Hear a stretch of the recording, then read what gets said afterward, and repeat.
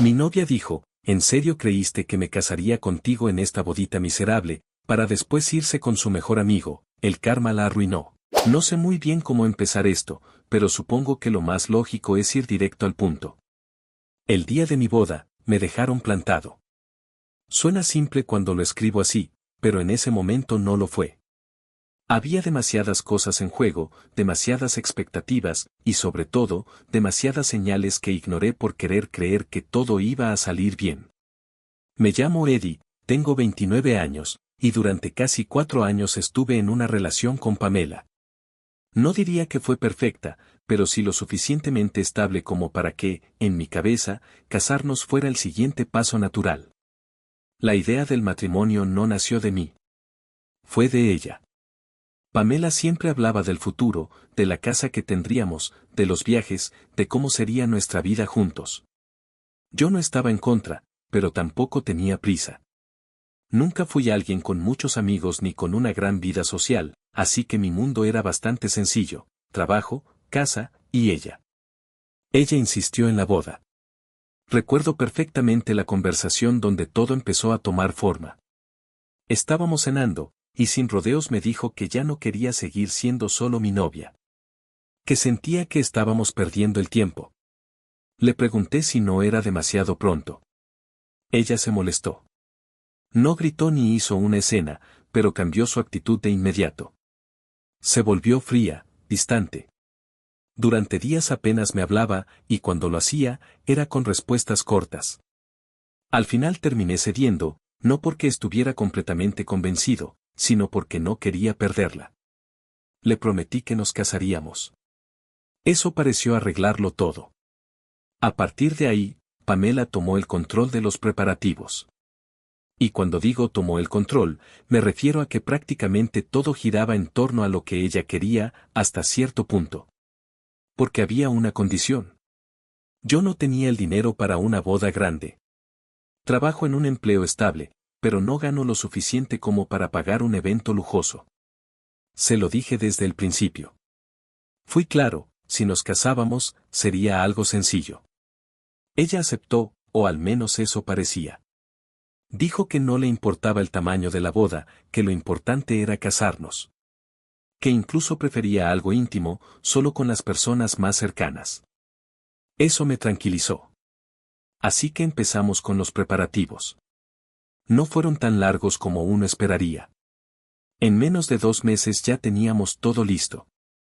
Rentamos un pequeño salón, nada elegante, pero limpio y bien cuidado. Contratamos un servicio de comida sencillo, música básica, decoración discreta. Nada extravagante, pero tampoco barato.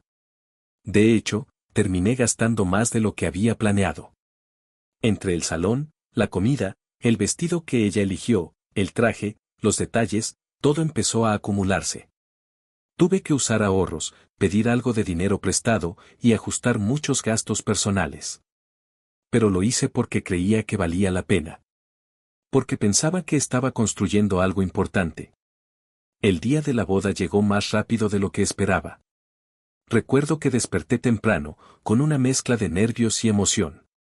No soy alguien muy expresivo, pero ese día incluso yo sentía que era especial. Me arreglé con tiempo, revisé que todo estuviera en orden y llegué al lugar antes que la mayoría. Los invitados empezaron a llegar poco a poco. No éramos muchos. Al final fueron unas 30 personas, tal vez menos. La mayoría eran familiares lejanos míos, algunos compañeros de trabajo y un par de conocidos de Pamela. Yo no tenía muchos amigos, y eso siempre fue algo que ella mencionaba, aunque nunca directamente como una crítica, al menos no en ese momento. El ambiente era tranquilo. No había música alta ni una gran decoración, pero todo estaba bien organizado. Las mesas estaban listas, la comida preparada, el lugar limpio. Era exactamente lo que habíamos planeado, una boda sencilla. Pero había un problema. Pamela no llegaba. Al principio no me preocupé. Pensé que era normal que la novia se retrasara. Incluso algunos invitados hacían comentarios al respecto, como si fuera algo esperado. Las novias siempre se tardan, decían. Así que esperé. Pasaron 15 minutos. Luego 30. Después 1 hora. Empecé a notar las miradas. Las conversaciones en voz baja. Algunas personas sacaban sus teléfonos, otras simplemente evitaban hacer contacto visual conmigo. Intenté llamarla. No contestó. Le envié mensajes. Nada. En ese punto ya no estaba tranquilo. No quería pensar mal, pero algo no encajaba. Pamela no era puntual, pero tampoco desaparecía así. Además, el día de su boda, se suponía que sería importante para ella. O al menos eso creía. Uno de sus amigos, el que consideraba su mejor amigo, tampoco estaba ahí desde el inicio. En ese momento no le di importancia. Pensé que simplemente llegaría más tarde, como ella. Otro error. Pasaron casi 2 horas desde la hora programada. Ya no había forma de disimularlo. La gente estaba incómoda. Algunos empezaron a irse con excusas. Otros se acercaban a preguntarme si todo estaba bien, si había algún problema. Yo no tenía respuestas. Solo repetía que seguramente estaba en camino. Pero ni yo mismo lo creía. Entonces, justo cuando ya estaba considerando cancelar todo, la puerta del salón se abrió. Y ahí estaba Pamela. Pero no como debería haber estado. No llevaba su vestido de novia. No llevaba maquillaje elaborado. No llevaba peinado especial. Entró usando un pantalón deportivo y una blusa holgada, como si acabara de levantarse de la cama y hubiera decidido salir sin arreglarse. Por un segundo pensé que algo había pasado. Que tal vez había tenido un problema, un accidente, algo que explicara su estado. Di un paso hacia ella, listo para preguntarle si estaba bien. Pero no me dejó hablar. Se empezó a reír. No fue una risa nerviosa ni incómoda. Fue una risa directa, hacia mí. Detrás de ella entró su mejor amigo. También estaba sonriendo. En ese momento, todo el salón se quedó en silencio. No recuerdo haber escuchado ni un solo ruido. Solo su risa. Pamela me miró de arriba abajo, como si estuviera evaluando algo. Luego negó con la cabeza. Y dijo, en voz lo suficientemente alta como para que todos escucharan. ¿En serio creíste que me casaría contigo, con esta bodita miserable? No supe qué decir. Su mejor amigo soltó una carcajada. Eso rompió cualquier duda que pudiera haber tenido. No sabía cómo procesarlo. Pamela dio un par de pasos más hacia dentro del salón, mirando alrededor con una expresión de desprecio evidente. Mira esto, dijo. Mesas baratas, poca gente, ni siquiera tienes suficientes amigos para llenar el lugar. Nadie respondió. Nadie se movió. Todos estaban observando. Ella volvió a mirarme. ¿De verdad pensaste que esto era suficiente para mí? No era una pregunta. Era una afirmación. Su mejor amigo se acercó más a ella, como si estuviera disfrutando cada segundo. Te lo dije, añadió él, riéndose. Pero querías verlo por ti mismo. Eso fue lo que más me golpeó. No solo era Pamela. Él también lo sabía. Todo esto había sido planeado. Pamela suspiró, como si estuviera aburrida. Luego dijo, con total naturalidad. Bueno, ya vimos suficiente. Se giró ligeramente, pero antes de irse, volvió a hablar. Espero que nunca te cases, añadió, porque pobre de la chica, casarse con un pobretón. Y con eso, dio media vuelta. No reaccioné de inmediato. Creo que esa es la parte que más me cuesta explicar. Uno pensaría que en un momento así gritaría, reclamaría, haría algo. Pero no. Me quedé completamente inmóvil, como si mi cuerpo no entendiera lo que acababa de pasar. Lo único que recuerdo con claridad es el silencio. Ese silencio incómodo que se queda cuando algo se rompe frente a todos. Miré alrededor y fue ahí cuando empecé a notar detalles que antes no había procesado. Las caras de los invitados, algunos incómodos, otros con lástima. Un par de personas evitando mirarme directamente. Y entonces caí en algo más. La familia de Pamela no estaba ahí. Ni sus padres, ni sus hermanos, ni sus tíos. Nadie. En ese momento lo entendí. No era que ella hubiera decidido humillarme en el último minuto. Esto venía desde antes. Probablemente todos lo sabían, menos yo. La ausencia de su familia no era coincidencia, era parte del plan, o al menos una señal clara de que nunca hubo una intención real de casarse. Yo fui el único que no se dio cuenta. Alguien se acercó a preguntarme si estaba bien, pero no recuerdo quién. Solo asentí por inercia. Empecé a caminar sin saber exactamente a dónde, como si moverse fuera lo único que tenía sentido en ese momento. No cancelé la boda oficialmente. No hice ningún anuncio. Simplemente se fue desarmando sola. La gente comenzó a retirarse poco a poco, algunos acercándose a darme palabras de apoyo que apenas escuchaba, otros simplemente yéndose en silencio. Al final me quedé prácticamente solo en el lugar.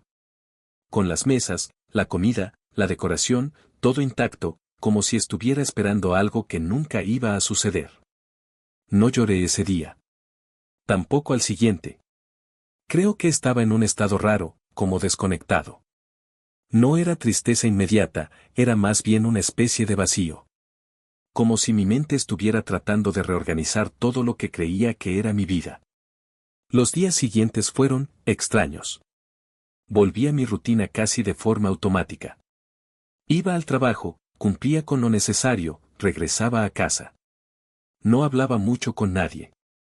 Tampoco tenía a quien contarle realmente, más allá de comentarios superficiales. Y entonces empezaron a aparecer las publicaciones. Pamela subió fotos. No una o dos, varias. En la playa. Sonriendo. Acompañada de su mejor amigo. Las imágenes eran claras. No había ambigüedad. En algunas estaban abrazados, en otras tomados de la mano, en otras simplemente riendo juntos como si nada hubiera pasado. Pero lo que más me llamó la atención no fueron las fotos. Fue el texto. A veces solo tienes que voltear a un lado y darte cuenta de que el amor de tu vida siempre estuvo ahí. Lo leí varias veces. No porque no lo entendiera, sino porque intentaba encontrar algún tipo de explicación que hiciera sentido. No la había. Era una declaración pública. No solo me había dejado plantado, no solo me había humillado frente a todos, también estaba reescribiendo la historia, como si lo que teníamos nunca hubiera sido importante. Como si yo hubiera sido un error. Seguí viendo los comentarios. Ahí fue donde terminé de entender todo. Su madre había respondido. Qué bueno que te diste cuenta y dejaste de perder el tiempo con otros que no te aportaban nada. No fue el único comentario, pero sí el que más me marcó. Porque confirmaba algo que ya sospechaba, yo no solo no era suficiente para Pamela, tampoco lo era para su familia. Nunca lo fui. Y probablemente nunca tuvieron problema en demostrarlo, solo que yo no quise verlo. No respondía nada. No comenté. No la bloqueé de inmediato tampoco. Simplemente dejé de revisar. No había nada que ganar mirando eso. Esto pasó hace 6 meses. Y si alguien me hubiera preguntado en ese momento cómo iba a terminar todo, probablemente habría dicho que mal para mí y bien para ella. Porque, en apariencia, eso era lo que estaba pasando. Ella estaba en la playa, viajando, sonriendo, empezando una nueva relación. Yo estaba trabajando, pagando deudas, intentando recomponer mi vida en silencio. Pero la realidad terminó siendo distinta. No de inmediato. Los primeros meses fueron exactamente como uno imaginaría. Yo seguí con mi rutina. Sin grandes cambios. Sin historias nuevas. Solo enfoque en el trabajo, en estabilizar mis finanzas después de todo lo que gasté en la boda, y en tratar de recuperar cierta normalidad. No fue fácil. Hubo momentos en los que sí me pregunté si había hecho algo mal. Si realmente había sido insuficiente. Si había ignorado señales demasiado obvias. Pero con el tiempo, esas preguntas fueron perdiendo fuerza. No porque encontrara respuestas claras, sino porque dejaron de importar. Mientras tanto, de Pamela empecé a saber menos. Al principio publicaba constantemente. Fotos, historias, frases, todo muy enfocado en su nueva relación. Parecían felices, o al menos eso proyectaban. Luego las publicaciones empezaron a disminuir. No fue de un día para otro, fue gradual. Menos fotos. Menos frases. Menos interacción. Hasta que, prácticamente, desaparecieron. No le di importancia en ese momento. Asumí que simplemente habían decidido mantener su relación más privada o que ya no les interesaba mostrarla. Pero entonces, hace unas semanas, volvió a aparecer. No en fotos de viajes. No en la playa. No sonriendo. Apareció en mi puerta. Fue un día normal. Regresaba del trabajo, como cualquier otro día, cuando la vi ahí, de pie, esperando. Por un segundo pensé que estaba imaginando cosas. No porque fuera imposible que estuviera ahí, sino porque no tenía sentido. Después de todo lo que había pasado, no esperaba volver a verla nunca más. Pero era ella. Sin maquillaje llamativo. Sin ropa llamativa. Sin esa seguridad que solía tener. Se veía, distinta. No sabría decir exactamente cómo, pero no era la misma persona que se había reído de mí 6 meses atrás. Me detuve a unos metros. No me acerqué de inmediato. Ella fue la que dio el primer paso. Hola, dijo. Así, sin más. Como si nada hubiera pasado. Como si no hubiera una historia completa entre ese hola y la última vez que nos vimos. No respondí de inmediato. No por enojo. Más bien porque estaba tratando de entender qué hacía ahí. ¿Qué quería? ¿Por qué ahora? Ella evitó mirarme directamente por unos segundos, como si estuviera buscando las palabras correctas. Luego finalmente habló. Necesito hablar contigo. En ese momento, mientras la tenía frente a mí, hubo algo que no había notado al principio. Cuando bajé la mirada por un segundo, lo vi. Su cuerpo había cambiado. No era solo que se viera más cansada o descuidada. Era evidente. Tenía el vientre ligeramente abultado. Estaba embarazada. Levanté la mirada otra vez, ahora con una comprensión distinta de toda la situación. Ahí fue cuando todo terminó de encajar. No había vuelto por arrepentimiento. Había vuelto por necesidad. No hice ninguna expresión exagerada, ni le reclamé eso directamente. Solo asentí ligeramente, como si confirmara algo que ya sospechaba. Hazte a un lado, le dije. Quiero entrar a mi casa. No lo dije con enojo. Lo dije con cansancio. Ella dio medio paso, pero no se apartó completamente. Solo dame un minuto, respondió. Por favor. La forma en la que dijo por favor era distinta a como solía hablar antes. Ya no había arrogancia, ni seguridad. Era una mezcla de urgencia y desesperación. Me quedé en silencio. No porque quisiera escucharla, sino porque entendí que, si no lo hacía, no se iría. Así que asentí una vez. Un minuto. Ella tomó aire, como si hubiera estado conteniendo todo durante mucho tiempo. Y empezó a hablar. Me contó que su mejor amigo la había dejado. No al principio. Al principio, según ella, todo seguía bien. Salían, viajaban, subían fotos. Pero cuando se enteró del embarazo, la actitud de él cambió. Le pidió que abortara. Ella dijo que no. Sentía que no era correcto. Eso fue lo que dijo. Entonces él le dijo que se haría responsable. Que no la iba a dejar sola. Que se iría a trabajar a otro país para ganar más dinero y ayudarla. Y después, desapareció. La bloqueó de todos lados. Teléfono. Redes sociales. Todo. Nunca le mandó dinero. Nunca volvió a contactarla. Mientras ella hablaba, yo no la interrumpí. Estaba observando. Analizando. Tratando de ver si había algo más detrás de sus palabras. Continuó. Dijo que su madre no la quería en la casa. Que la había echado cuando supo del embarazo. Que ahora estaba viviendo con una amiga, que estaba en la misma situación. Otra mujer abandonada, también embarazada. Dos personas tratando de sobrevivir juntas en una situación que claramente no habían planeado. Cuando terminó de hablar, hubo un pequeño silencio. Ella me miró como esperando algo. ¿Alguna reacción? ¿Alguna señal? Yo asentí lentamente. Lamento tu situación, le dije. Y lo decía en serio. No con afecto, no con cercanía, pero sí con una especie de reconocimiento frío. Nadie planea terminar así. Di un paso hacia la puerta. Intenté pasar. Pero ella volvió a interponerse. Por favor, dijo otra vez. Ayúdame. Esa palabra. Ayúdame. Era diferente a todo lo anterior. Ya no estaba contando su historia. Estaba pidiendo algo. ¿En qué? Pregunté, aunque ya sabía la respuesta.